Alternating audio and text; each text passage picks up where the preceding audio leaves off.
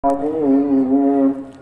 الله الرحمن الرحيم الحمد لله رب العالمين الرحمن الرحيم مالك يوم الدين إياك نعبد وإياك نستعين اهدنا الصراط المستقيم صراط الذين أنعمت عليهم غير المغضوب عليهم ولا الضالين آمين. السلام عليكم ورحمة الله وبركاته. وعليكم السلام ورحمة الله وبركاته. تكبير الله أكبر الله أكبر الله أكبر الله أكبر الله أكبر. لا إله إلا الله لا إله إلا لا إله إلا الله لا إله إلا لا إله إلا الله لا إله إلا محمد رسول الله محمد رسول عليه صلاة الله عليه صلاة لا إله إلا الله لا إله إلا كبير الله أكبر الله أكبر. الحمد لله رب العالمين. Adik-adik, adik, oh adik. Kalau main di belakang masjid saja. Kalau mau dengar pengajian, duduk yang manis. Ya, kalau enggak ditarik belinyong. Ya, jangan lari-lari di depan. Adab dengan orang tua. Jaga adab dengan orang tua. Duduk yang cantik, duduk yang cantik. Ya, duduk yang manis, duduk yang manis. Ya, duduk yang manis. Ya, jangan lari-lari di hadapan orang tua, tak boleh. Jaga adab, jaga adab. Alhamdulillahi Rabbil Alamin. Wa bihi nasta'inu ala umuri dunya wa din. Wassalatu wassalamu ala asrafil anbiya'i wal mursalin.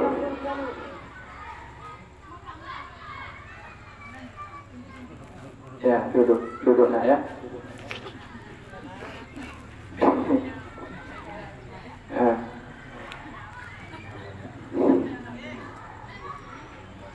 Ya, itu calon ahli surga tuh. Kalau mampu dibimbing sama orang tuanya, insyaallah ahli surga. Amin ya rabbal Alamin. Alhamdulillah. Wassalatu wassalamu ala Rasulillah. Nabiyyina al-karim habibina al-Mustafa Muhammad bin Abdillah. نبي الأمي وعلى آله وأصحابه أجمعين أما بعد رب اشرح لي صدري ويسر لي أمري واحلل عقدة من لساني يفقه قولي. قال الله تعالى في القرآن الكريم وهو أصدق القائلين أعوذ بالله من الشيطان الرجيم بسم الله الرحمن الرحيم يا أيها الذين آمنوا قوا أنفسكم وأهليكم نارا وقودها الناس والحجارة عليه الملائكة غلاظ شداد لا يعصون الله ما أمرهم ويفعلون ما يؤمرون كما قال الله تعالى في الآية التحريم في آية التاسع في آية السادس وقال الله تعالى في كتابه الكريم أعوذ بالله من الشيطان الرجيم بسم الله الرحمن الرحيم ألف لام ميم ذلك الكتاب لا ريب فيه هدى للمتقين الذين يؤمنون به ويقيمون الصلاة ويؤتون الزكاة betul. الذين يؤمنون بالغيب ويقيمون الصلاة ومما رزقناهم والذين يؤمنون بما أنزل إليك وما أنزل من قبلك وبالآخرة هم أولئك على هدى من ربهم وأولئك هم صدق الله العظيم. Alhamdulillah, puji dan syukur atas limpahan nikmat karunia Allah. Hingga sampai malam ini Allah masih memberikan kesempatan kepada kita untuk bertemu di alam yang fana, alam yang akan hancur ini. Alam yang tiada kekal, alam yang tiada abadi. Yang nikmatnya ini sebesar tai kuku. yang kelezatan dunia ini hanya sebesar tai kuku, yang kesenangan di dunia yang fana, yang tak lama hancur ini tidak sebanding dengan nikmat Allah berikan kepada kita di alam surga yang kekal dan abadi. Mak dan ayah, urunci-urunci kamu, para pemuda, aparatur kampung, desa, Kampung Ladang yang dimuliakan oleh Allah Subhanahu wa taala. Sama-sama kita hancurkan puji kepada Allah. Tanpa Allah memberikan kepada kita nikmat, mulai dari nikmat yang paling agung. Tiada nikmat yang paling agung melebihi nikmat diutusnya Nabi kita Muhammad sallallahu alaihi wasallam. Dan tidak akan mungkin ada Nabi Muhammad kalau tidak ada maulidnya. Betul tidak? Jika hadir Nabi Muhammad tentu ada waktulah. Nabi Muhammad datang tidak seperti Nabi Adam. Begitu ada di dunia sudah dewasa. Tapi dia melalui proses penciptaan seperti kita. Diciptakan awal mulanya berasal dari janin, dan janin berasal daripada sperma. Kemudian terjadi pernikahan, adanya pembuahan antara sperma, air mani dengan ovum. Ovum itu indung telur di dalam rahim setiap wanita. Terjadilah pembuahan, pembibitan, dan muncullah namanya janin. Dari proses janin kemudian dikandung dalam kandungan itu seumur 8-9 bulan. Ada juga yang prematur 7 bulan. Jarang yang selamat, tapi ada yang selamat juga kadang-kadang. Tapi lazimnya usia kandungan anak manusia dalam proses tahapan selanjutnya dalam kandungan itu dikandung selama 9 bulan. Sesudah 9 bulan maka tibalah waktunya untuk dilahirkan. Artinya anaknya yang dikandung itu sudah masak dan harus keluar. Kalau tidak keluar, basi di dalam, bahaya. Maka demikian juga Rasulullah sallallahu alaihi wasallam makmutwa. Nabi kita tercinta Muhammad sallallahu alaihi wasallam tidak muncul sekonyong-konyong dari dalam surga dikeluarin kemudian hidup di dunia. Tiba-tiba tinggal di kota Mekah. Tidak seperti Nabiullah Adam alaihissalam keluar dari dunia, proses tidak mulai dari nol, tapi sudah wujud manusia yang sempurna, yang dewasa, karena ada sebab dan sesuatu sebab yang dalam Al-Quran disebut ketika Nabi Adam dilarang untuk memakan buah kuldi, akhirnya dia makan, dan itulah salah satu sebab sudah menjadi takdir Allah bahwa Nabi Adam harus keluar dari dalam surga. Dan ketika dia sudah muncul di dunia, menetap di dunia, Nabi Adam sudah dewasa. Tapi Nabi Muhammad lahir ke dunia ini dengan proses seperti kita manusia. Karena itulah Nabi Muhammad sallallahu alaihi wasallam adalah contoh yang sempurna. Laqad kana lakum fi Rasulillahi uswatun hasanah. Bagi siapa? Liman kana yarjullaha wal yawmal akhir. Nabi Muhammad adalah menjadi contoh suri tauladan bagi orang-orang yang mengharapkan keridhaan Allah, ingin jumpa dengan Allah andai kata meninggal dunia, dan dia mendapatkan kemenangan di hari akhir. Maka bagi kita kaum muslimin, contoh itu sudah sempurna, tidak perlu lagi mencari contoh yang lain. Kalau ingin mencari contoh yang lain, hanya contoh biasa saja. Tapi suri tauladan kehidupan kita di dunia untuk selamat di dunia dan selamat di akhirat, jadikan satu-satunya contoh yang paling utama adalah Nabi kita tercinta Muhammad sallallahu alaihi wasallam. Maka Nabi Muhammad sama juga dikandung oleh ibundanya, berasal dari sperma yang suci. Sperma yang suci berasal daripada bibit yang suci. Bibit yang suci ialah ayah anda Nabi tercinta, yaitu Abdullah bin Abdul Muttalib. Abdullah putra daripada Abdul Muttalib. Abdul Muttalib putra daripada Hashim. Hashim putra daripada Abdul Manaf. Abdul Manaf putra daripada Qusay. Qusay putra daripada Kilab. Dan Kilab putra daripada seterusnya hingga sampai Adnan, dan Adnan sampai kepada Ismail. Ismail sampai kepada Nabiullah Ibrahim alaihissalam. Maka Nabi pernah mengatakan, aku adalah anak daripada dua sembelihan. Aku adalah anak putra daripada dua korban. Ana waladu zabihaini, kata Rasulullah. Aku adalah anak daripada dua korban. Korban pertama Ismail, korban kedua Abdullah. Kenapa korban pertama Ismail? Karena kita tahu sama, ibu-ibu sering datang sholat Idul Adha. Waktu hari raya korban sering dengar ceramah. Orang yang memberikan ceramah temanya selalu tentang kisah pengorbanan Nabi Ismail. Ketika Ibrahim alaihissalam puluhan tahun lah. Boleh kata puluhan tahun. Kenapa? Nabi Ibrahim alaihissalam tinggalnya di Palestina. Dulu namanya wilayah itu, dulu tidak, di wilayah Babilonia. Babilonia itu sekarang namanya Irak, ibu. Babilonia dulu tempat tinggal Nabi Ibrahim, namanya sekarang itu Irak. Dan kemudian dia pindah ke Palestina. Sesudah di Palestina dia menikah dengan Siti Sarah, membawa Siti Sarah dari Babilonia sampai ke Palestina, Irak sampai Palestina, menetap di sana hingga sampai usia Nabi Ibrahim 100 tahun, sedangkan istrinya 90 tahun lebih. Mereka belum juga kunjung dikaruniai anak. Maka dalam doa-doanya Nabi Ibrahim tidak pernah berputus asa, selalu meminta kepada Allah agar dikaruniakan anak. Ternyata betul pada suatu malam yang sudah ditentukan oleh Allah, datanglah dua sosok yang berpakaian putih-putih di waktu tengah malam. Kalau kita datang yang pakai putih-putih di waktu tengah malam, kira-kira berani nggak buka pintu?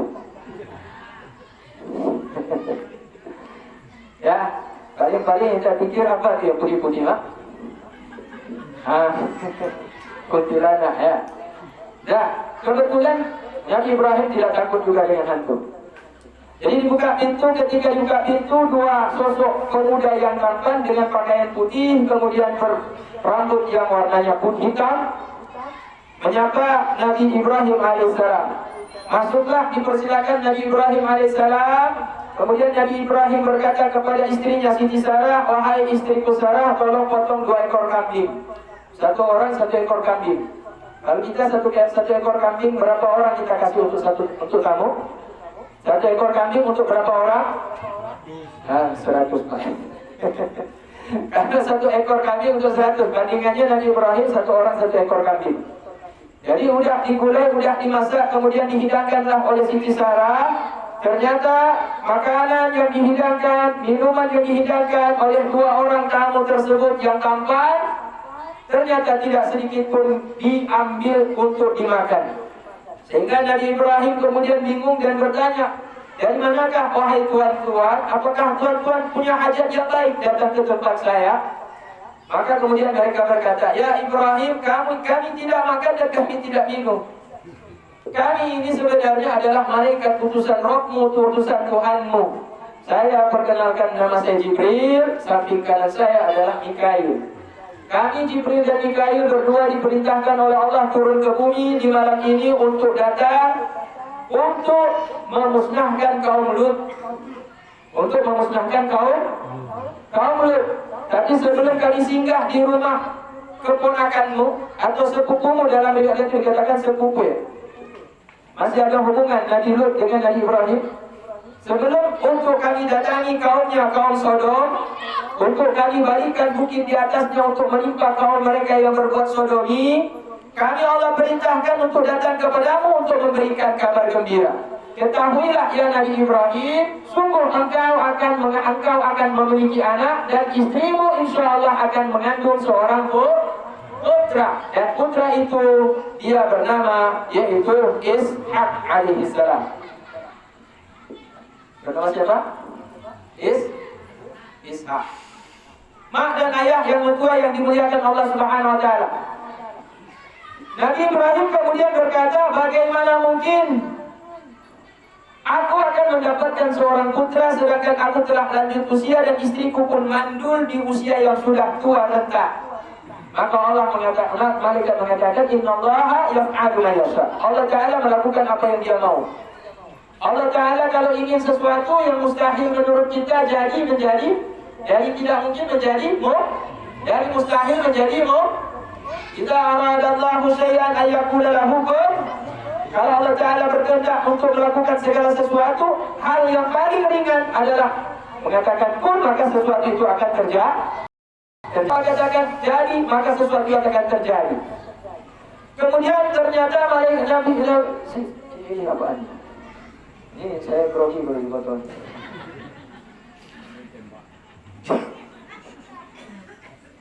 Alhamdulillah. Terima kasih Pak ya. Semoga aja kepahala aku. Ya. Kemudian Siti Sarah ternyata menguping. Nah ini mulai cikal bakal ibu-ibu tuh suka menguping. Ternyata pembicaraan suaminya Nabi Ibrahim dengan dua tamunya yang ternyata malaikat dikupingin oleh istrinya Siti Sarah. Dan Siti Sarah pun bahagia mendengar berita daripada dua malaikat tersebut bahwa dia akan mengandung seorang putra. Mak dan ayah yang kedua yang dimuliakan Allah Subhanahu wa taala. Sesudah memberi kabar itu Nabi Ibrahim, malaikat ini kemudian berangkat ke kampung Nabi Lut alaihissalam dan kemudian Nabi Lut disuruh untuk pergi keluar dari kampung dan jangan menengok ke belakang. Maka mereka keluarlah sebelum terbit fajar, keluar lari dari kampung, jangan menengok ke belakang.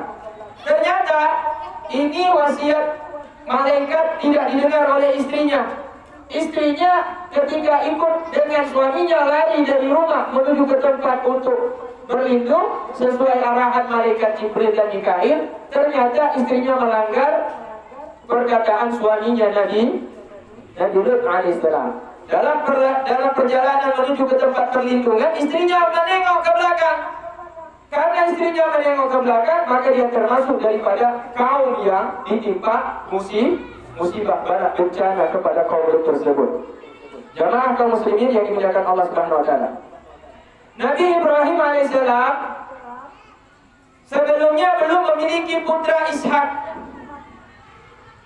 Pada saat mereka sudah menikah bertahun-tahun mereka tidak memiliki anak sehingga Siti Sarah sayang kepada suaminya, maka dia berkata, "Wahai abang, oh bang, abang udah lama sekali sampai lanjut usia belum punya anak menikah dengan saya. Kalau begitu bang, saya ikhlas abang menikah." Ibu ikhlas menikah lagi suami? Ayo juga Tuhan gimana ikhlas? Yohana anak gimana? Saya kan takwa anak penerus. Relakan ya, relakan. Apa masalahnya? Jadi kalau bapak-bapak usia 60 dah menikah dengan istri usia 40, 50 istri, suami 60, belum juga punya anak, ibu-ibu harus mengambil sikap. Jangan minta cerai, tapi ikhlaskan suami nikah lagi. Berbagi madu. Biasa ibu-ibu tidak mau dimadu, tapi mau diracun. Itu bahaya. Lebih baik, lebih bagus dimadu. Tapi ini batasnya tadi. Nabi Ibrahim dengan Siti Sarah udah puluhan tahun mereka menikah hingga sampai usia lanjut tidak juga diberikan anak oleh Allah Taala, belum diberikan karunia anak. Maka Siti Sarah kemudian, ayo nak, hormati orang tua yang duduk. Ayo jangan ribut di situ. Ayo, gimana? Ayo. Tolong pemuda, security keamanan amankan. Kalau tidak bisa dilanjut pengajian atau ceramah kita. Ya, biasa kita dulu seperti itu juga, Mak ya. Ya. Akhirnya Nabi Ibrahim alaihissalam ketika didesak oleh istrinya untuk menikah kembali, tetap kedua kali dia menolak hingga sampai yang ketiga kali akhirnya Nabi Ibrahim alaihissalam menerima. Tapi dengan catatan Siti Sarah mengatakan, boleh abang nikah tapi saya yang cari calonnya.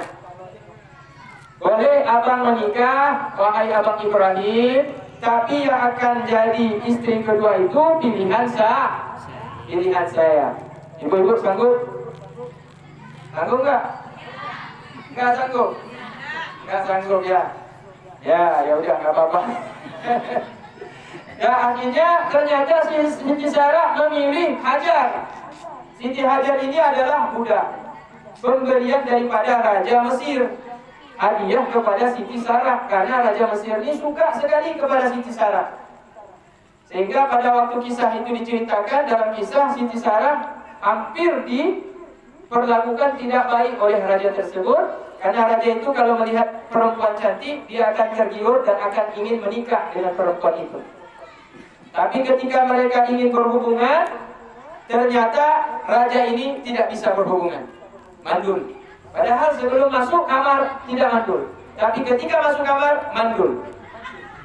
Jadi takut dia. Akhirnya malam kedua begitu juga, mandul juga.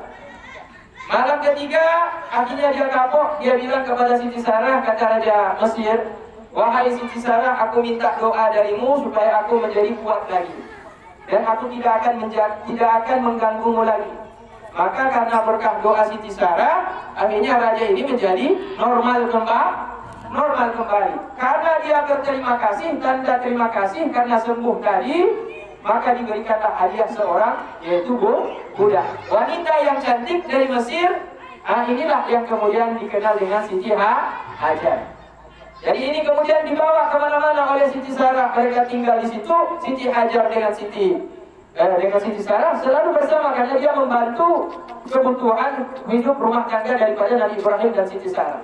Inilah Siti Hajar yang kemudian diizinkan menikah oleh Siti Sarah, istri pertama, dengan suaminya Nabi Ibrahim.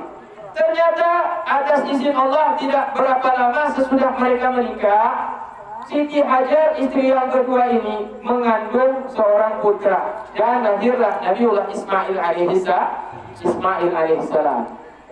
Semakin hari semakin lama Nabi Ismail semakin mulai besar, dan Nabi Ibrahim nampak kecintaannya kepada Nabi Ismail. Karena sayang kepada Nabi Ismail tentu membawa sayang yang juga kepada ibunya Nabi Ismail, yaitu Siti Hajar. Dan itu dilihat di depan mata setiap hari oleh Siti Sarah, istri pertama, menimbulkan rasa cemburu kepada Siti Sarah. Ini menandakan bapak-bapak, tingkat seorang istri Nabi pun ketika dia ikhlas suaminya menikah lagi, bahkan dia yang mencari istri untuk suaminya, untuk istri yang kedua pun, kalau nampak mesra di depannya, maka dia akan timbul, yaitu bara-bara api cemburu. Jadi jangan bilang ibu saya ikhlas tapi tidak cemburu, pasti cemburu. Maka bapak-bapak kalau mesra dengan istri muda, jangan dekat dengan istri tua. Bisa kena bom molotov, bahaya. Ya, maka dianjurkan untuk yaitu buat rumah yang baru, bikin rumah yang kedua, tapi sesuai dengan syariat Islam, yaitu harus berlaku adil. Jangan rumah istri pertama terbuat cuma satu tingkat, sedangkan istri kedua dua tingkat. Rumah istri pertama hanya 5 kali 25. Istri kedua 10 kali 25. Itu tidak boleh, haram. Insya Allah suami seperti itu pincang nanti ketika melintas di tiang Siratul Mustaqim, di jembatan yang dibelah 7, dia akan berjalan pincang meskipun di dunia dia dalam keadaan tidak pincang. Kemungkinan akan terpeleset masuk dalam jurang neraka. Na'udzubillah min dzalik, karena perbuatannya zalim kepada istri yang pertama. Penyakit bapak-bapak ketika sudah menikah dengan istri yang kedua, lupa dengan istri yang pertama. Istri pertama belum dibelikan mobil Honda Jazz, istri kedua udah punya mobil Jazz, Honda Jazz. Istri pertama minta mobil Suzuki pick up aja udah boleh, nggak dikasih 10 tahun pernikahan. Begitu menikah dengan istri kedua, baru 1 hari 1 malam tidur serumah, besoknya diminta sama istri kedua mobil Honda Jazz, langsung cash dibayar. Tiba-tiba yaitu depan rumah sudah ada mobil Jazz. Ini tidak adil dalam perspektif hukum fikih, karena itu secara materi tidak memberikan pemberian nafkah maupun pemberian hal-hal yang bersifat dengan perhiasan kepada kedua belah pihak itu dengan secara adil. Kaum ayah yang dimuliakan Allah Subhanahu wa taala. Karena Siti Sarah sudah cemburu, maka Nabi Ibrahim mengambil tindakan untuk berpisah. Ternyata perintah Allah Taala tepat, turun juga wahyu perintah Allah kepada Nabi Ibrahim agar Nabi Ibrahim membawa Siti Hajar dengan putranya Ismail ke luar negeri. Jangan lagi tinggal di Palestina, tapi dibawa ke sebuah negeri tandus, tidak ada penghuni, tidak ada sungai, tidak ada hewan, yang ada hewan-hewan liar, serigala-serigala yang ada di gunung. Itulah yang dibawa Siti Hajar dengan putranya Ismail yang masih kecil itu ke wilayah Bakkah, namanya Bakkah namanya. Kemudian kita kenal sekarang Bak diganti Mim menjadi Makkah. Dari Bakkah menjadi Makkah. Jadi waktu itu Al-Quran menyebutnya Bakkah, di Bakkah Mubarakah, yaitu di Mekah yang diberkahi. Bakkah itu Mekah yang diberkahi. Maka dibawalah ke negeri yang tandus tersebut. Sesampainya di sana dibuatlah tenda, kemudian makanan yang dibawa dari Palestina itu ditaruh di dalam tenda. Kemudian Nabi Ibrahim meninggalkan istrinya dan anaknya yang masih bayi itu di dalam tenda. Kemudian Nabi Ibrahim keluar dari tenda, hendak pulang kembali ke Palestina atas perintah Allah. Maka Siti Hajar memanggil-manggil, "Wahai ayahanda, wahai suamiku tersayang, Ibrahim, Ibrahim, kenapa kau meninggalkan kami di tempat tidak ada orang tinggal semacam ini, tempat yang tandus, tempat yang gersang, tidak ada sungai, tidak ada air, tidak ada pohon, tidak ada hewan, tidak ada manusia, tidak ada perkampungan." Ibrahim tidak peduli, dia tidak menengok ke belakang, dia tetap maju terus pulang menuju ke Palestina. Karena kalau dia menengok ke belakang akan iba hatinya sehingga tidak akan kembali Palestina dan pasti dia akan temani istrinya di situ dan tidak pulang ke Palestina. Sedangkan Allah perintahkan Nabi Ibrahim kembali lagi ke Palestina. Ibrahim tidak peduli, dia jalan terus. Dipanggil lagi oleh istrinya Siti Hajar, "Ya suamiku Ibrahim, kenapa kau tinggalkan kami tempat yang gelap seperti ini, tempat yang sepi seperti ini, tempat yang tiada orang tinggal di sini?" Ibrahim tidak bergeming, dia tetap berjalan menuju ke Palestina. Akhirnya Nabi Siti Hajar kemudian sadar. Kemudian dia panggil lagi dengan perkataan, "Wahai suamiku, apakah ini perintah Tuhanmu? Kalau ini memang perintah Tuhanmu, maka aku ikhlas mematuhi perintahmu, wahai suamiku." Disitulah kemudian Nabi Ibrahim membalikkan badannya melihat ke arah istrinya sebelum pulang ke Palestina. Nabi Ibrahim mengangguk dan berkata, "Wahai istriku Siti Hajar, betul ini adalah perintah Rabbi, perintah Tuhanku, dan aku hanya mengikuti perintahnya." Kemudian kata istrinya, "Wahai suamiku, kalau memang ini perintah Tuhanmu, maka sungguh aku akan patuh kepada perintahmu juga." Nah, kemudian Nabi Ibrahim mengangkat tangannya meminta kepada Allah Subhanahu wa taala. Dalam doanya, "Allahumma rabb hadhihi Allahumma ja'al hadzal balada aminan warzuq ahlahu minats thamarati man amana minhum billahi wal yawmil akhir. Qala wa man kafara fa umattihu qalilan thumma atarruhu ila adzabin nar wa bi'sal masir." Maka Nabi Ibrahim ketika itu sebelum berangkat dia berdoa mengangkat tangan kepada Allah Subhanahu wa taala. Kata Nabi Ibrahim dalam doanya, "Allahumma ja'al hadzal baladan aminan." Ya Allah, jadikanlah negeri kampung tempat tinggal istriku yang aku tinggalkan anak dan istriku di tempat ini seorang diri. Tidak ada tempat bernaung kecuali tenda mereka. Tidak ada rumah, tidak ada kampung, tidak ada orang melintas, tidak ada sungai, tidak ada tanaman. Tempatnya tandus, gersang.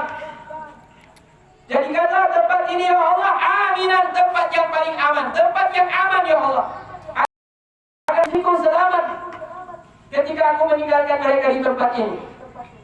Apa doa yang selanjutnya di samping aman? Warzuq ahlahu minats thamarati man amana minhum billahi wal yawmil akhir. Berikanlah rezeki kepada mereka dan orang-orang yang nanti kalau datang tinggal di tempat ini, orang yang beriman di antara mereka dan beriman dengan hari akhirat. Berikanlah mereka rezeki ya Allah, dari rezeki tanaman dan rezeki yang lain ya Allah. Maka doa Nabi Ibrahim alaihissalam, alhamdulillah ibu sekarang mudah lihat dengan mata kepala, lihat di televisi ataupun langsung pergi ke tanah suci Mekah, lihat betul tidak Mekah sekarang ini aman tidak? Mekah sekarang ini kacau tidak? Mekah sekarang ini dalam keadaan kacau atau aman ibu?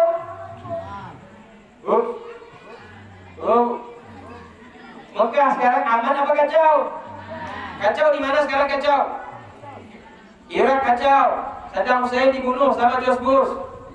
Libya kacau tidak? Libya kacau tidak? Kacau, Muammar Gaddafi dibunuh oleh para pemberontak. Ternyata adu domba Yahudi dan Amerika berhasil karena Asadullah singa-singa Allah Ta'ala tadi, Saddam Hussein, kemudian Muammar Gaddafi, mereka Sunni asli, mereka Ahlu Sunnah wal Jamaah, mereka bukan orang-orang Syiah. Alhamdulillah, mereka syahid fisabilillah, Saddam Hussein dan Muammar Gaddafi. Tapi akibat daripada adu domba Yahudi dan Nasrani dengan perintah daripada Presiden Amerika, akhirnya mereka rakyat terprovokasi dan membunuh pemimpinnya sendiri. Sekarang terbukti bahwa mereka salah dan mereka menyesal. Rakyat Libya sekarang diadu domba dan sampai sekarang Libya dalam keadaan masih kacau, Irak dalam keadaan masih kacau. Ditambah lagi dengan Syria, Damaskus Syria, kacau juga sampai sekarang. Afghanistan, alhamdulillah Afghanistan mereka udah lari keluar dari Amerika, udah keluar orang Amerika, tentara Amerika udah lari dari Afghanistan. Palestina sampai detik ini masih kacau, padahal itu kampungnya Nabi Ibrahim. Kampung asalnya Nabi Ibrahim alaihissalam Libanon, Irak. Tapi dia hijrah ke sana. Di situ lahir Nabi Isa, di situ lahir Nabi Ismail. Meskipun Nabi Ismail kemudian hijrah ke kota Mekah. Dari keturunan Ismail lahirlah bangsa Arab, dari keturunan Nabi Isa lahirlah bangsa Israel. Jadi Israel dan Arab itu sebenarnya saudara. Nah, tapi zaman sekarang kita lihat sekarang Israel dengan Arab bermusuh. Padahal kalau kita lihat induk mereka itu sebenarnya satu ayah.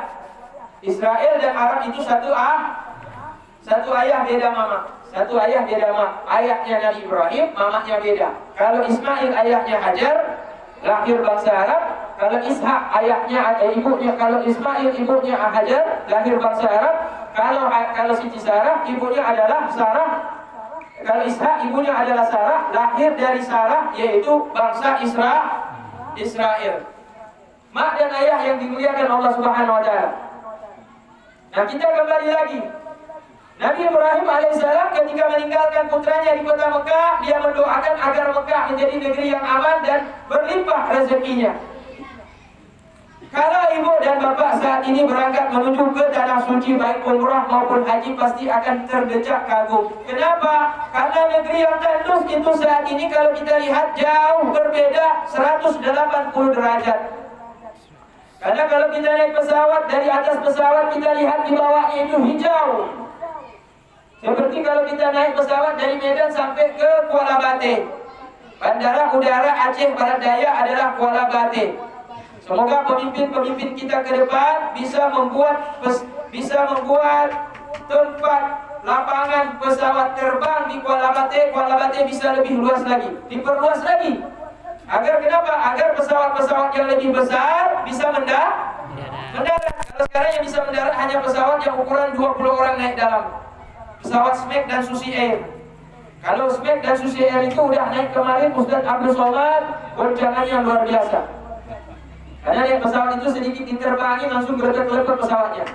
Dan sabuk pengamannya itu bukan ikat kayak mobil punya, pakai tali kadang-kadang. Saking parah pesawatnya, pesawat super ekonomi, bukan ekonomi lagi, super ekonomi namanya. Bukan VIP, super kelas ekonomi namanya. Maka kalau bisa nanti pemimpin kita di Abdia ke depan memperhatikan juga bandara tersebut agar bandara itu diperluas. Mungkin saja bandara itu bisa dilewati pesawat yang lebih besar. Misal contoh pesawat Cuk Mi'adin yang ada di Nagan Raya. Di Nagan Raya udah naik level. Dia tidak saja didarati oleh pesawat yang ukuran 20 kapasitas penumpang seperti Smack dan Susi Air, tapi sudah bisa didarati oleh pesawat yang berkapasitas 80-100 orang. Ada namanya pesawat Wings Air. Apa? Kalau kita Wings, sabun Wings. Ibu-ibu sabun Wings, ya? Karena, kalau kita sampai di bandara Kuala Bate itu, bandara Cuk Mi'adin yang ada di Nagan Raya, itu bandara Malabo tapi letaknya di Nagan Raya.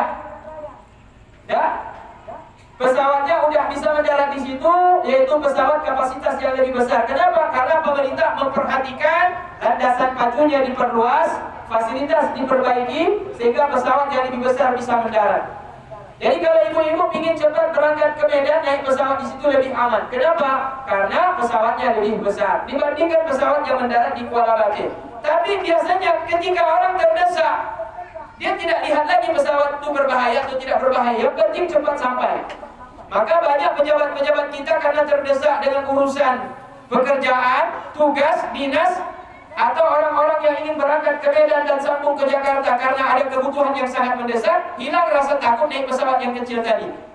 Karena yang menjadi keutamaan adalah cepat sampai. Jadi kalau kita tidak butuh buru-buru, tidak terlalu mendesak, jangan naik pesawat itu. Tapi kalau mau tes nyali boleh. Karena harganya murah, bapak-bapak. Ini saya promosi juga pesawat ini. Kalau saya jual tiket pesawat, tak boleh. Banyak yang booking pesawat lewat saya. Karena mungkin cuma 300.000 tiket pesawatnya sekali berangkat ke sana. Kalau kita naik mobil dari Kelapidi, naik mobil Innova sampai ke Banda Aceh 108, sampai ke Medan 180.000. Kalau tidak salah ya. 180.000.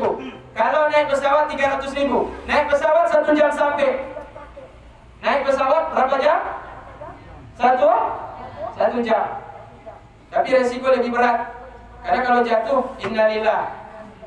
Kalau naik mobil, resiko mungkin masih patah kaki kan? Kalau tidak masuk jurang. Tapi kemungkinan selamat masih lebih besar. Cuma perjalanannya lebih jauh. Perjalanannya menempuh perjalanan 12 jam darat. Kalau naik pesawat, perjalanannya menempuh hanya cuma waktu 1 jam. Kalau naik mobil cuma keluar uang 180.000, naik pesawat tambah sedikit 300.000. Jadi lebih mahal cuma sekitar 120.000. Mak dan ayah yang mentua yang dimuliakan Allah Subhanahu wa taala. Negeri kita ini kalau dilihat dari atas pesawat tadi itu nampak pemandangan yang luar biasa. Sehingga seorang duta besar Arab Saudi pada masa Jufri Hasanuddin, ketika Insinyur Jufri jadi Bupati Aceh Barat, pernah dia mengundang donatur duta besar Arab Saudi untuk membantu pembangunan Masjid Agung Abia. Tapi kemudian beliau ternyata mengalihkan bantuannya kepada daerah yang lain. Mungkin kurang lobby. Tapi dia udah datang. Begitu sampai mendarat katanya, Masya Allah, katanya Abia ini katanya surga dunia. Kenapa dia mengatakan Abia Aceh Barat Daya ini surga dunia? Karena dari atas pesawat dia memperhatikan dari kaca jendela pesawat itu hijau membentang lautan, hijau membentang daratan yang ada di Aceh Barat Daya ini. Cukup berbeda kenapa dengan Arab Saudi? Karena Arab Saudi adalah padang Gunung Sahara. Jarang ada sungai, tidak ada sungai di sana. Kalau di Mesir, saya alhamdulillah 5 tahun di Mesir dari 2001 sampai 2006, Mesir itu dibentangi oleh sungai Nil yang sangat luas dan sangat panjang hingga sampai ke Ethiopia. Masih ada sungai di sana. Sehingga kebutuhan kehidupan masyarakat orang Mesir itu bergantung kepada sungai Nil. Tapi di Arab Saudi yang dulunya disebut dengan tanah Hijaz, sama sekali tidak ada sungai. Tapi zaman sekarang ini mak dan ayah yang mentua, ketika kita naik pesawat kita tengok di bawah, semuanya hijau. Dari manakah air, sumber airnya untuk menghijaukan tanaman yang ada di sana? Ternyata dari air laut yang kemudian disuling. Mama, sekarang ibu-ibu kalau minum air kuning bisa menjadi putih sekarang, betul tidak? Air yang kita pakai kadang-kadang dari air sumber yang kuning bisa menjadi putih dengan cara disuling, disaring. Arab Saudi ini negeri yang kaya. Sumber minyaknya luar biasa banyak. Seluruh dunia mengambil minyak dari Arab Saudi. Maka Amerika sangat dekat dengan Raja Arab Saudi karena ada udang di balik denyet. Apa? Mereka ingin minyak daripada kerajaan Saudi Arabia. Mereka dekati pemimpin emir-emir, pemimpin-pemimpin Kuwait, mereka dekati pemimpin-pemimpin Bahrain, pemimpin-pemimpin Dubai. Karena negeri-negeri itu adalah negeri-negeri berpenghasilan minyak, negeri petrodolar yang menghasilkan minyak. Sedangkan Amerika kehidupannya bergantung kepada minyak, listriknya bergantung kepada minyak, industrinya, pabrik-pabriknya bergantung kepada minyak, perkantorannya bergantung kepada listrik, yang listrik bergantung kepada minyak. Sedangkan minyak yang ada di negeri Amerika hampir habis, hampir menipis, hampir habis. Maka mereka mencari ladang-ladang minyak yang itu semua Allah telah tetapkan ternyata adanya di negeri Tandus. Ternyata inilah doa daripada kakek Nabi Muhammad SAW. Apa keberkahan doa daripada Nabi Ibrahim, kakeknya Nabi Muhammad SAW? Ketika Nabi Ibrahim akan meninggalkan putranya yang masih kecil kecil Nabi Ismail dengan istrinya yang kedua Siti Hajar yang hampir menangis karena takut ditinggal suami di tempat yang gersang. Dia berdoa dengan ikhlas. Apa doanya? Allahumma ja'al hadza baladan amina warzuq ahlahu minats thamarati man amana minhum billahi wal yawmil akhir. Ya Allah, ya Tuhanku, jadikanlah negeri ini ya Allah negeri yang aman. Berikanlah rezeki kepada orang yang tinggal di dalamnya, mereka yang beriman dan takut kepadamu ya Allah dan percaya dengan hari akhir ya Allah. Berikanlah kepada mereka yaitu rezeki dari tanaman-tanaman dan hasil-hasil yang ada di alam tersebut. Buktinya sampai detik ini alhamdulillah ternyata di dalam perut bumi Arab Saudi itu mengandung emas hitam. Emas hitam mak. Kalau kita biasa pakai emas kuning, sekarang sudah ada emas putih kan? Sekarang mah ada emas putih ada. Dulu orang kenal emas hitam. Dulu orang kenal kan emas itu kuning. Sekarang ada emas putih juga. Tapi sekarang juga ada emas hitam. Emas hitam maksudnya adalah minyak. Karena nilainya sama seperti emas dan menjadi rebutan seluruh dunia. Karena orang-orang Arab mereka tiba-tiba mendapatkan di dasar bumi mereka ini ternyata ada minyak, dan minyak ini menjadi sumber industri, sumber kehidupan. Tiba-tiba orang-orang Arab yang tadinya dari orang-orang Badui yang hanya menggunakan jubah, tidak menggunakan alas kaki, tidak menggunakan sendal, mereka hanya gemar naik onta dan naik kuda. Saat ini mereka berlomba-lomba membangun dengan hasil bumi mereka itu mereka membangun rumah, gedung-gedung pencakar langit. Dan kalau nanti kita berangkat ke tanah suci Mekah dan ke Madinah, maka kita akan lihat bangunan-bangunan di seluruh kota Mekah dan Madinah semua adalah bangunan-bangunan gedung-gedung pencakar langit. Ini menandakan keberkahan doa daripada Nabi Ibrahim alaihissalam. Walhasil mak dan ayah yang mentua yang dimuliakan Allah. Pernah saya dengar sebuah cerita, ada sebuah kampung yang di kampung itu ada sebuah lahan itu ditanami apa saja tidak pernah tumbuh. Ditanam cabai tidak tumbuh, ditanam tomat tidak tumbuh, ditanam sawah juga tidak tumbuh, ditanam sawit juga tidak tumbuh. Suatu hari si pemilik lahan kemudian datang kepada seorang ulama dan meminta doa. Oleh seorang ulama itu kemudian diajarkan doa yang dibaca oleh Nabi Ibrahim dalam Al-Quran tersebut. Kalau anda ingin menanam, baca doanya Nabi Ibrahim ini. Diajarkanlah doa tersebut. Allahumma ja'al hadza baladan amina warzuq ahlahu minats thamarati man amana minhum billahi wal yawmil akhir. Maka ketika doa ini diamalkan sebelum dia menanam, dia baca doa tersebut, alhamdulillah tumbuh tanaman tidak seperti yang dibayangkan sebelumnya. Alhamdulillah lahan yang tadinya itu tidak tumbuh apapun sekarang menjadi subur, ditanami apapun selalu menumbuhkan hasil yang sesuai keinginan si yang menanam. Mak dan ayah, ibu bapak kaum muslimin yang dimuliakan Allah Subhanahu wa taala. Ini keberkahan daripada Nabi Ibrahim alaihissalam. Sesudah Nabi Ibrahim berangkat dari Mekah, dia berangkat ke Palestina. Dia mengunjungi istrinya di sana dan menetap di sana beberapa tahun. Datang lagi perintah Allah, tiba-tiba Nabi Ibrahim rindu untuk pulang ke tempat istri yang kedua. Dalam mimpi pertama, dia bermimpi didatangi orang untuk menyuruh dia menyembelih putranya. Kata Ibrahim, dia ragu, apakah ini dari Allah ataukah ini dari syaitan. Besoknya dia bermimpi lagi yang kedua, demikian juga diperintahkan untuk menyembelih putranya. Demikian juga hingga sampai yang ketiga, akhirnya dia mendapatkan keyakinan bahwa ini bukan perintah syaitan, tapi ini adalah perintah Allah Subhanahu wa ta'ala. Kenapa Nabi Ibrahim diperintahkan untuk menyembelih putranya? Ternyata dulu Nabi Ibrahim ini sebelum memiliki anak pernah dia berkorban. Ribuan korban dia sembelih demi untuk Allah sebagai tanda syukur karena nikmat rezeki yang Allah berikan. Karena banyaknya hewan yang dikorbankan oleh Nabi Ibrahim, masyarakat banyak yang memuji dan menyanjung Nabi Ibrahim dengan mengatakan engkau adalah seorang dermawan. Karena Nabi Ibrahim menyembelih kambing, menyembelih ribuan sapi, menyembelih onta, itu dibagikan kepada masyarakat sekitarnya. Sehingga masyarakat merasa senang dan bahagia dan memuji-muji Nabi Ibrahim.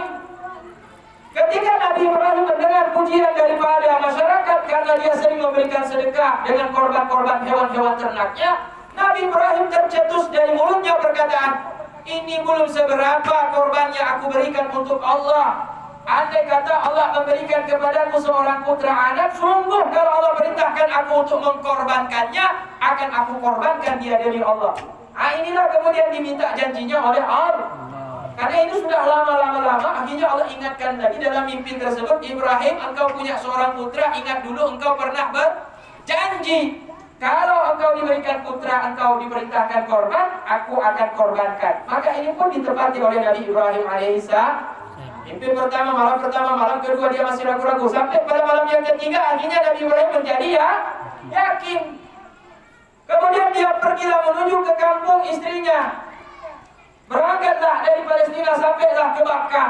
Ternyata sampai di Bakkah, di sana udah ada pemukiman. Udah ada mukim di sana.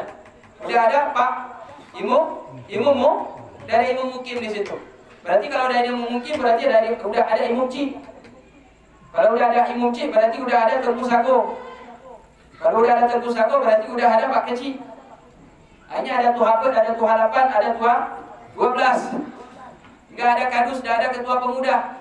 Maka tidak sah satu mukim itu kecuali kalau tidak sampai kepada ukuran 40 orang penduduk yang sudah balik yang wajib sholat. Baru dikatakan kemukiman itu menurut riwayat.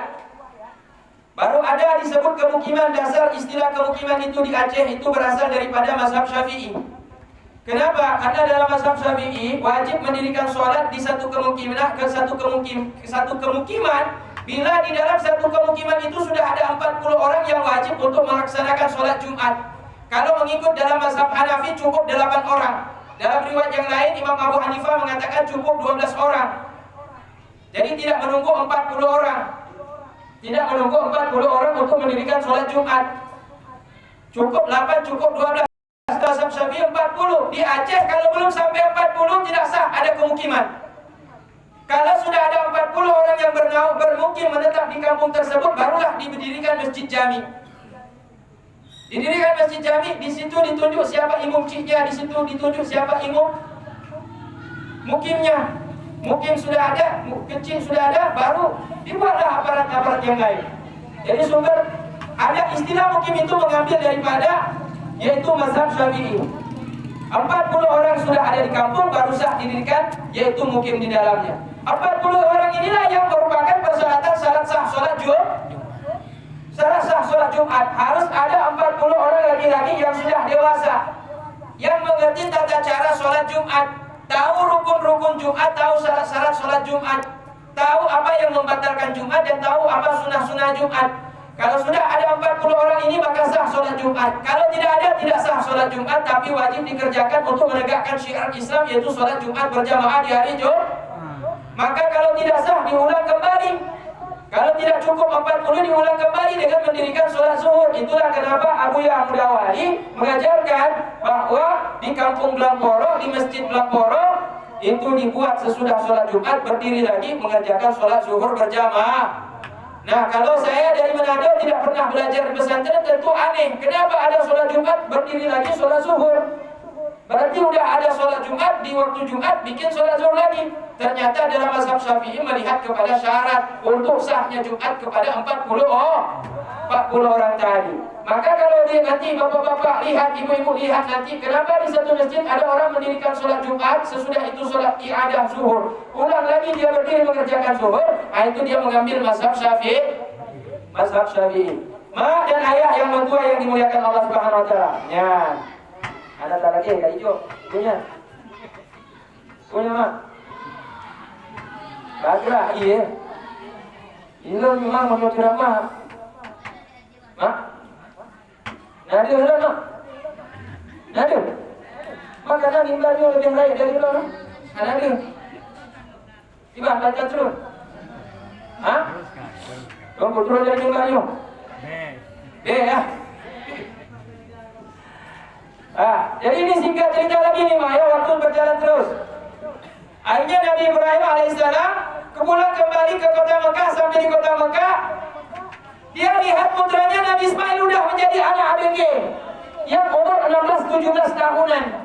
Tentunya seorang ayah sekian tahun tidak berjumpa, rindunya luar biasa melihat putranya yang sangat tampan, yang dirindukan, sudah menjadi anak yang remaja. Sedang manis-manisnya Nabi Ibrahim, sedang tampan-tampannya, sedang elok-eloknya Nabi Ibrahim, tiba-tiba turun perintah berkunjung untuk menyembelih. Kira-kira ibu-ibu kalau punya anak udah puluhan tahun, belasan tahun lama tidak berjumpa, ketika ingin berjumpa diperintah sama Allah untuk sembelih, kira-kira mau nggak untuk sembelih anaknya? Berarti ibu tidak patuh sama Allah. Hah? Mestinya patuh kan? Mestinya apa? Patuh. Nah, gimana?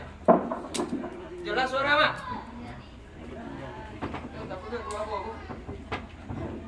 Mana jelas? Tak ada jelas.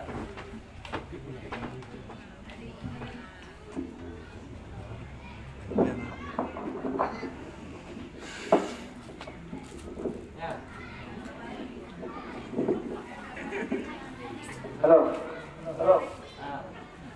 Makan bobo. Nah,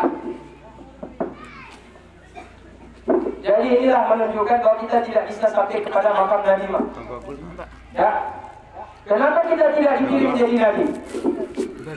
Bapak-bapak, kenapa tidak dipilih menjadi Nabi? Mau tidak jadi Nabi? Nah, lo tanya oleh kayak ayah. Ayah mau tidak jadi Nabi? Mau nggak diangkat jadi Nabi? Kalau punya anak disuruh sembelih mau nggak? Asal perintah. Ya, Pak Kun asal perintah. Wajib katro wajib harus tata sembelihan hanya deh. Anakku jabatan Nabi. Anakku lo. Ya kenyang tingkat kami untung kalau peng hantar kok cap peng. Sayang peng daripada untuk menyembelih kambing. Wajib disembelih kambing untuk pikiran cinya kadang-kadang. Ya, habis pengnya sekitar peng untuk pulau kambingnya sekitar 2 juta sayang. Punya peng 2 jutanya kan kita pulau macam-macam tuan tanya. Jadi untuk teringat ke yang lain. Tapi Nabi Ibrahim alaihissalam dengan nabi-nabi yang lain, ketika mereka dituntut oleh Allah Subhanahu Wa Taala untuk menepati janji, melaksanakan perintah Allah, kadang-kadang sesuatu itu melebihi daripada kemampuan, tapi mereka tetap melaksanakan perintah Allah Subhanahu Wa Taala. Jadi akhirnya Nabi Ibrahim atas perintah Allah Subhanahu Wa Taala tetap menyembelih putranya Ismail alaihissalam. Akhirnya Nabi Ismail dibawalah ke Jabal Kurban. Sampai di atas Jabal Kurban, sesudah dimandikan oleh ibunya, kemudian dikasih minyak wangi, diberikan minyak rambut, ya, kemudian diberikan baju baru. Ternyata Ibrahim disuruh istrinya mandiin Ismail, berikan minyak wangi, berikan baju yang terbaik, berikan minyak rambut yang terbaik, sisir rambutnya. Ternyata Ibrahim di belakang rumahnya itu asap parah. Nah, maaf ya anak tubuhnya. Kemudian sesudah diasah parah katanya, Ismail pun dah siap dimandikan, didandani dengan pakaian yang paling bagus yang belum pernah dipakai. Akhirnya Nabi Ibrahim minta kepada Siti Sarah untuk diberikan tali tambang untuk ikat, biasanya ikat onta itu dipakai. Tapi diambil, diminta oleh Siti Sarah tidak bertanya, Siti Hajar tidak bertanya kepada suaminya, mau dibawa kemana? Kata Nabi Ibrahim, aku akan membawa putraku ini jalan-jalan, sekian tahun aku tidak berjumpa dengannya, aku rindu dan aku akan bawa dia kepada tempat yang diperintah Allah untuk jalan-jalan. Jadi tidak dikasih tahu oleh Nabi Ibrahim apa maksud tujuan Ibrahim tadi itu. Maka dibawalah ke atas bukit korban, di atas bukit korban itu baru Nabi Ibrahim menyampaikan kepada putranya Ismail, wahai putraku Ismail, ma ra'yuka, apa pendapatku? Bahwa Allah Ta'ala memerintahkan aku untuk menyembelihmu, wahai putraku.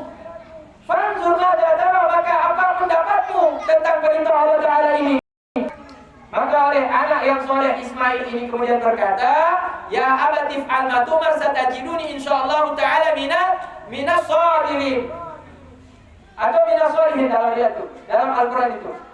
Dikatakan oleh Nabi Ismail putranya yang masih anak muda tadi, masih kecil, masih ABG tadi, wahai ayahku, laksanakan apa yang diperintahkan oleh Tuhanmu, insyaallah engkau akan mendapati aku adalah termasuk anak yang soleh, anak yang taat patuh kepada Tuhan.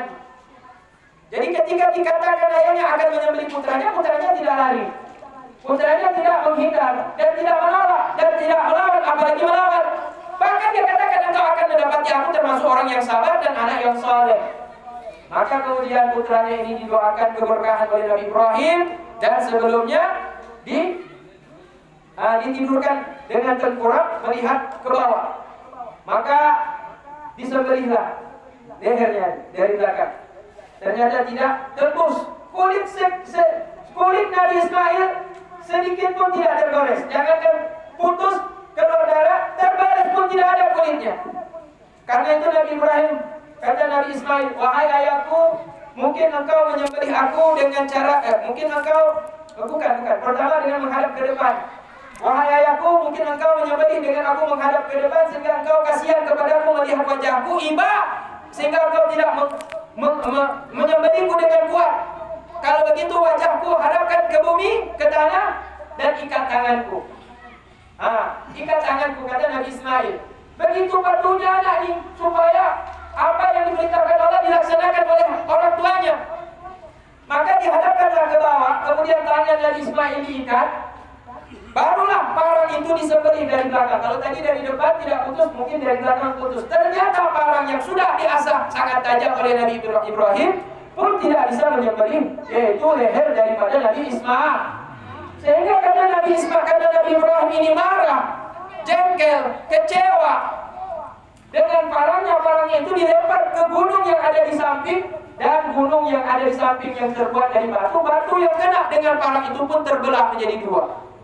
Karena terkejut Nabi Ibrahim berkata kepada parang itu, ya Sikin, wahai pisau, kenapa engkau dengan batu yang keras itu engkau bisa membelahnya, dengan kulit putraku ini sedikit pun tidak engkau bisa membelah, tidak bisa engkau menyembelih, tidak bisa engkau memotongnya. Ternyata Sikin itu atas izin Allah, ya Sikin muraja bukan pisau, yang bahasa Arab. Jadi bahasa Sikin urung Acehnya pisau yang berasal dari bahasa bahasa Arab. Sikin bahasa Arabnya pisau, sabaji. Ternyata pisau itu bisa bicara atas izin Allah. Pisau itu bicara, kata pisau itu, demi Allah ya Ibrahim, engkau memerintahkan aku untuk menyembelih. Allah mengatakan perintah kepadaku, jangan sembelih. Maka aku lebih patuh kepada Allah daripada patuh kepadamu Ibrahim. Maka terkejut Nabi Ibrahim. Ternyata pisau tidak mau menyembelih karena Allah Ta'ala larang. Nah, ternyata di langit malaikat menonton, semua malaikat melihat peristiwa tersebut, dan mereka menangis memohon kepada Allah agar Allah Ta'ala menyayangi dan menyelamatkan putra dan orang tua tersebut, agar penyembelihan itu tidak terjadi. Sehingga malaikat mengadu kepada Allah, ya Allah, tolong selamatkan putra yang soleh, putra anak yang sangat soleh ini kepada orang tuanya, yang ikhlas untuk mematuhi perintah orang tuanya, rela dia untuk dikorbankan karena perintahmu ya Allah. Sayangi orang tua ini karena dia memiliki anak udah puluhan tahun ditinggalkan, dan ketika dewasa engkau perintahkan sembelih. Maka Allah katakan, wahai para malaikatku, apakah kalian mengira kalian yang punya kasih sayang sedangkan aku tidak? Bala, kata Allah Ta'ala, bahkan sungguh aku lebih merahmati dibandingkan kalian. Rasa sayangku lebih daripada kalian, kata Allah Subhanahu Wa Ta'ala. Kalau kalian iba melihat kepatuhan anak soleh ini kepada orang tuanya, maka sungguh aku lebih iba lagi aku lebih sayang lagi kepada hambaku. Cuma aku menguji sampai di mana kecintaan mereka kepadaku dibandingkan kepada ayah dan diri mereka sendiri. Maka terbukti bahwa Nabi Ibrahim diangkat derajatnya sampai digelarkan oleh Allah dengan panggilan Khalilullah. Kalau Nabi Muhammad digelar dengan Habibullah, kekasih Allah. Kalau Nabi Ibrahim disebut dengan Khalilullah. Kalau Nabi Musa disebut dengan Kalamullah. Nah, apa bedanya? Kalau Kalamullah, Nabi Musa diajak bicara. Kalau Habibullah, Nabi Muhammad memang kekasih Allah. Nabi semuanya kekasih Allah. Tapi kekasih yang betul disayangi oleh Allah Ta'ala pada pihak lain tidak ada yang sebanding dengan Nabi Muhammad. Kalau Nabi Ibrahim Khalilullah, kawan sejati dari Allah Ta'ala, teman sejati dari Allah Subhanahu wa taala. Dan bukti Nabi Ibrahim betul-betul sebagai kawan sejati bagi Allah Subhanahu wa taala.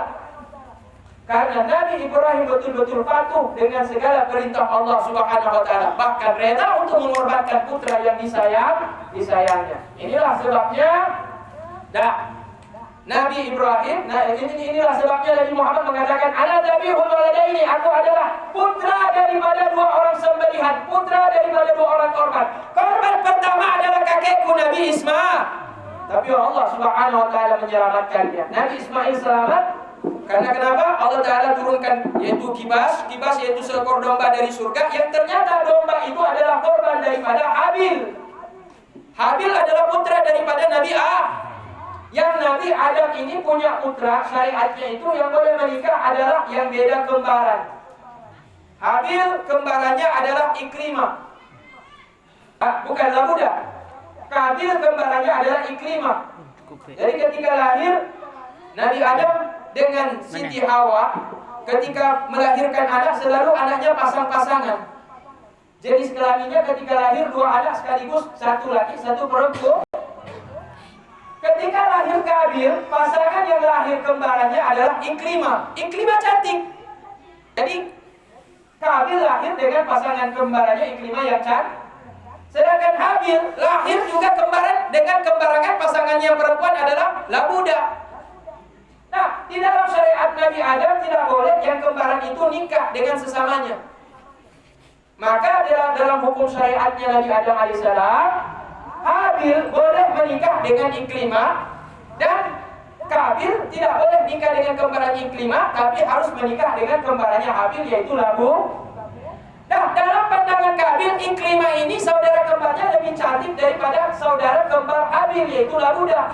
Tapi karena ini perintah Allah Ta'ala, maka Nabi Adam patuh dan mengatakan bahwa Kabil yang boleh hanya menikah dengan Labuda, dan Habil hanya boleh menikah dengan Ikrimah. Tapi itu ditolak oleh yaitu Kabil. Kabil tidak mau karena dia memandang Ikrimah yang paling cantik dan dia yang pantas menikah dengan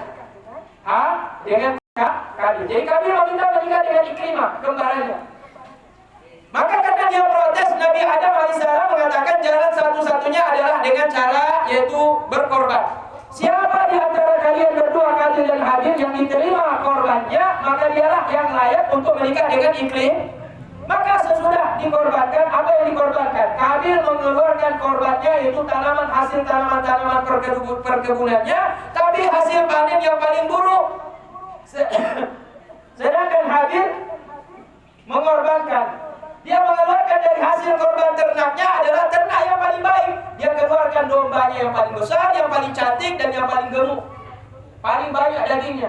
Maka ketika diletakkan di gunung dan keesokan harinya dilihat dipantau, ternyata yang hilang di situ yang sudah diterima adalah yaitu korban daripada Kabil, korban daripada Habil, yaitu hewan kibas domba tersebut. Sementara korban daripada Kabil, yaitu tanaman-tanaman yang buruk, hasil panen yang tidak bagus, itu masih ada di situ dan tidak diterima oleh Allah Subhanahu wa taala. Hingga akhirnya karena Nabi Adam melihat hasilnya di sini yang diterima korban daripada Habil, dombanya diterima oleh Allah, maka Habil lah yang dinikahkan dengan Ikrimah.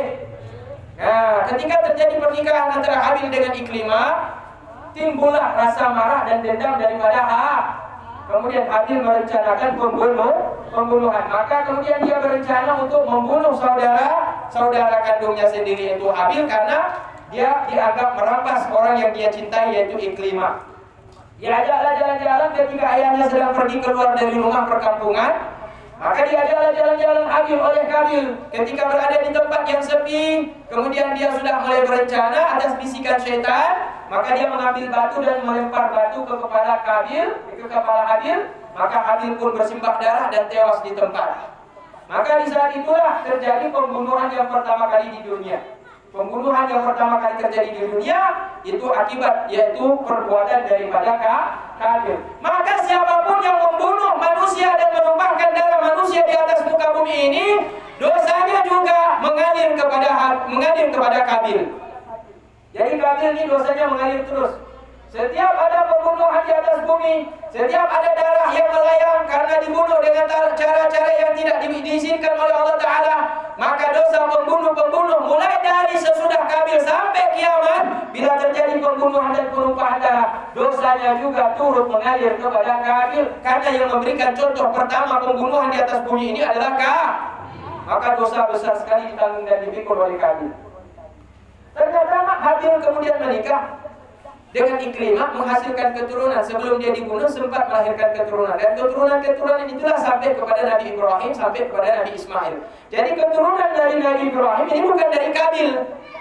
Keturunan dari Nabi Ismail sampai kepada para nabi, sampai kepada Nabi Muhammad bukan dari Kabil, tapi berasal dari yang ketika sebelum dibunuh sempat menikah dan memiliki keturunan. Dan korbannya itu diterima oleh Allah dan dibawa ke langit sampai dimasukkan ke dalam surga. Maka ketika terjadi yaitu pengorbanan Ismail dengan Nabi Ibrahim, dikorbankan hendak disembelih, sudah tiba pada waktu detik yang menentukan, disembelih dan dipotong 2 kali, menghadap ke depan, dari belakang dipotong juga, tidak mempan juga, maka turunlah kibas yang dibawa oleh malaikat Maka malaikat Jibril mengatakan, memberikan kabar gembira, wahai Ibrahim, Allah telah melihat keikhlasan dirimu, istrimu, dan anakmu, putra yang kau sayangi ini.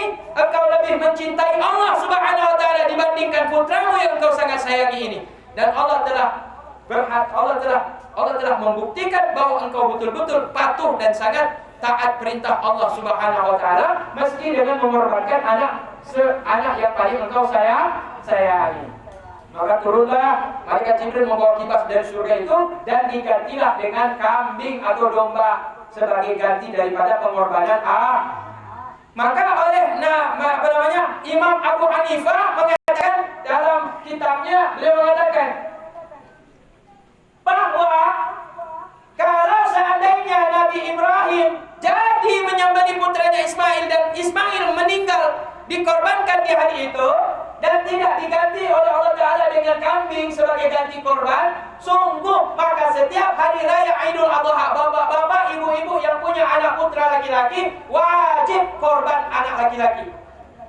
Kalau tidak terjadi, kalau penyembelihan Nabi Ismail itu betul-betul berhasil meninggal dalam pengorbanan tersebut. Tapi Allah Ta'ala memiliki hikmah, ternyata tidak. Allah tidak jadikan Ismail meninggal, tapi Ismail tetap selamat. Pisau yang sudah ditajamkan oleh ayahnya itu tidak bisa menyembelih, akhirnya diganti dengan kambing. Maka setiap orang tua ketika hari raya Idul Adha diberikan rezeki yang lebih oleh Allah Subhanahu wa Ta'ala, maka dianjurkan sunnah bagi mereka untuk berkorban, untuk membuktikan rasa cinta mereka kepada Allah dibandingkan cinta kepada harta. Itu korban yang pertama. Kemudian kata Nabi Muhammad, saya adalah anak daripada 2 korban. Korban yang kedua Abdullah, ayah kandung beliau. Karena dikisahkan Abdul Muthalib kakek daripada Nabi Muhammad, Muhammad bin Abdullah bin Abdul Muthalib. Abdul Muthalib ini waktu muda, dia dulu cuma punya 1 anak namanya Haris. Anak satu-satunya yang muda, anak remaja cuma 1, Haris. Kebetulan Abdul Muthalib ini dia tokoh besar daripada bangsa Quraisy. Bangsa Arab itu kota Mekah banyak suku di dalamnya. Suku yang paling mulia dan paling tinggi derajatnya adalah suku Quraisy. Kenapa? Karena kakek Nabi di belakangnya itu ada namanya Quraisy, dan Quraisy ini termasuk tokoh yang hebat. Dalam perang-perang beliau sering memimpin perang dan dia dituakan, dimuliakan oleh masyarakat kota Mekah. Maka kemudian disebutlah keturunan Nabi Muhammad ini bangsa Quraisy, mengambil nama kakeknya yang jauh di belakangnya, kakek yang keberapa saya sudah lupa. Jadi Abdul Muthalib, karena dia merupakan salah satu tokoh besar di kalangan Quraisy, dia mendapatkan jabatan sebagai pemegang kunci Ka'bah, dan juga diberikan tugas untuk memberikan minum kepada orang-orang yang ziarah ke Ka'bah. Nah, karena air Zam-Zam di masa Abdul Muthalib pada waktu itu sudah ditutup, bukan ditutup dengan sengaja, tertutup karena badai pasir, badai pasir ya. Karena terjadi badai angin yang kencang dan mengangkat pasir, sehingga sumber mata air Zam-Zam itu tertutup. Hingga udah beberapa tahun lamanya air Zam-Zam itu tidak diketahui di mana mata air itu letaknya. Suatu hari Abdul Muthalib bermimpi, dimimpikan oleh Allah Ta'ala, diberikan isyarat petunjuk dalam mimpinya, letak daripada mata air Zam-Zam itu lokasinya di situ, di suatu tempat yang dekat dengan Ka'bah. Maka besok paginya Nabi Abdul Muthalib, kakek Nabi ini, kemudian pergi ke tempat yang dilihat dalam mimpinya. Ternyata di tempat yang ditunjuk oleh Allah dalam mimpi itu, di atasnya berdiri satu berhala yang sangat besar. Kalau berhala ini dirontohkan, dia harus berhadapan dengan kepala-kepala suku yang pasti akan melawannya. Tidak menerima kalau berhala itu diangkat dari tempat semula. Maka Abdul Muthalib, kakek Nabi, tetap melaksanakan apa yang dilihat dalam mimpinya. Ternyata keesokannya ketika dia hendak menggali-gali di bawah berhala besar itu, datang pembesar-pembesar suku yang menyembah berhala yang pas di bawah mata air Zam-Zam tersebut. Dan mereka kemudian memarahi Abdul Muthalib. Mereka melarang Abdul Muthalib untuk menggali air di bawah, menggali mata air Zam-Zam di bawah berhala tersebut. Mereka usir Abdul Muthalib. Sehingga karena Abdul Muthalib merasa kecewa, tidak diizinkan menggali mata air Zam-Zam tersebut, padahal itu tanggung jawab dia memberikan air minum kepada masyarakat bangsa Arab yang hendak ziarah ke Ka'bah. Meskipun dengan cara jahiliyah pada masa itu. Ada yang dengan cara jahiliyah, ada dengan cara yang sesuai dengan tuntunan Nabi Ibrahim dan Ismail. Jadi ada dua. Yang pertama murni, yang kedua udah syirik. Tapi mereka tetap datang ke Mekah untuk ziarah ke Ka'bah. Cuma sayangnya Abdul Muthalib, kakek Nabi, tidak bisa memberi air minum lagi. Padahal itu tugas dan tanggung jawab dia dari nenek-neneknya zaman dahulu. Karena dia dilarang, maka muncullah nazar dalam hatinya Abdul Muthalib. Ya Allah, andai kata Engkau berikan kepadaku anak yang banyak, maka aku akan menggali tempat ini. Aku akan gali tempat ini, ya Allah. Nah, kemudian dalam doanya itu dia katakan, Ya Allah, kalau Engkau berikan, izinkan aku putra yang banyak, dengannya aku bisa menggali. Dan orang tidak akan bisa melarang karena aku banyak anak yang putra yang laki-laki. Maka kalaupun Engkau berikan ini dan Engkau perintahkan aku untuk menyembelih salah satu di antara mereka, aku akan ikhlas untuk menyembelihnya. Asalkan Engkau berikan aku anak yang banyak. Ternyata diizinkan Allah. Maka Abdul Muthalib menikah dengan istri kedua, lahir anak lagi. Menikah dengan istri ketiga, lahir anak lagi. Maka Abdul Muthalib banyak istrinya. Sehingga keturunannya itu ada 12 orang anak daripada Abdul Muthalib. Yang terakhir itulah Abdullah. Yang terakhir itu adalah Abdullah, dan itulah anak kesayangan daripada Abdul Muthalib. Itulah ayah daripada Nabi kita tercinta Muhammad sallallahu alaihi wasallam. Dan istri yang terakhir kalau tidak salah, lahirlah Abdullah dan juga Abu Thalib. Jadi Abu Thalib dan Abdullah ini satu mama beda. Satu mama. Dengan Abu Lahab beda mama. Dengan Abu Lahab beda mama, dengan Haris beda mama, dengan Abbas beda mama, dengan Sa'ad beda mama, dengan Hindun beda mama. Karena Abdul Muthalib banyak istrinya. Cuma kenapa Abu Thalib ini sayang kepada Nabi Muhammad melebihi Abbas, melebihi Hamzah? Walaupun Abbas dalam sejarah berjuang dengan Nabi. Apalagi Hamzah tercatat sebagai Sayyidu Syuhada, penghulunya para syuhada. Tewas dalam perang Uhud, meninggal syahid karena ditombak oleh siapa namanya itu? Wahsy, budak yang disewa oleh Hindun untuk menombak dari belakang. Dan kemudian dibelah perutnya, dimakan dagingnya, jantungnya, tapi tidak diizinkan Allah. Karena kalau dia makan kemudian dia telan, berhasil menjadi bagian tubuh daripada Hindun. Kata Allah subhanahu, kata Nabi Muhammad, kalau daging pamanku Hamzah ini berhasil dimakan dan menjadi bagian daging daripada Hindun, sungguh Hindun tidak akan dimakan oleh api neraka. Tapi Allah tidak izinkan. Dia cuma mengambil dagingnya, dia ambil dari dalam tubuh daripada Hamzah, karena dendamnya dia kepada Hamzah, karena Hamzah dalam perang Badar sebelumnya berhasil membunuh yaitu ayahnya dan saudara-saudaranya, maka dia dendam kepada Hamzah. Maka dia sewalah penombak dari orang Afrika ini, kawannya Bilal bin Rabah. Tapi kawan Bilal bin Rabah, Wahsy ini, tidak beriman kepada Nabi Muhammad kecuali detik-detik terakhir ketika pembebasan kota udah 20 tahun kemudian baru Wahsy memeluk agama Islam. Nah, karena dendamnya kemudian Hindun mengambil daging daripada Hamzah, hatinya, jantungnya dimakan, tapi tidak berhasil ditelan. Hanya dia cuma masukkan ke mulut, dikunyah tapi tidak terkunyah, hanya dia muntahkan kembali. Tapi Rasulullah ketika selesai perang Uhud, Rasulullah terpukul pasukannya, kalah dalam perang Uhud. Rasulullah sesudah itu pasukan Quraisy udah balik lagi ke kota Mekah dengan merasa mereka sudah menang. Nabi kemudian melihat siapa-siapa para syuhada di kalangan para sahabat yang syahid, dan ternyata yang paling parah jenazahnya adalah paman beliau Hamzah, karena badannya ini lubang dan dagingnya udah tercabik-cabik. Nah, mak dan ayah yang mulia yang dimuliakan Allah, maka digelari Hamzah bin Abdul Muthalib, pakcik Nabi, paman Nabi ini adalah Sayyidus Syuhada. Sayyid artinya penghulu, pemimpin dari semua orang-orang yang meninggal syahid dalam perang fisabilillah. Pemimpinnya para syuhada adalah Sayyidina Hamzah bin Abdul Muthalib. Meski Hamzah bin Abdul Muthalib ini adalah pakciknya Nabi, tapi dalam riwayat yang dijadikan sebagai ayah angkat sepeninggal kakek Abdul Muthalib bukan Hamzah, bukan Abbas, apalagi Abu Lahab, tapi yang dijadikan sebagai ayah angkat adalah Abu Thalib. Kenapa? Karena Abu Thalib sangat sayang kepada Rasulullah. Kenapa? Karena mereka satu kandungan, dari ibu yang sama dan ayah yang sama. Mak dan ayah yang dimuliakan Allah Subhanahu wa taala. Maka ketika Abdul Muthalib sudah memiliki anak 11 orang, dalam riwayat mengatakan 12 orang, anak terakhir Abdullah, maka dia pergilah ke tempat ada berhala yang besar yang dia yakini di bawahnya itu ada mata air. Dengan anak-anaknya udah besar dan dewasa.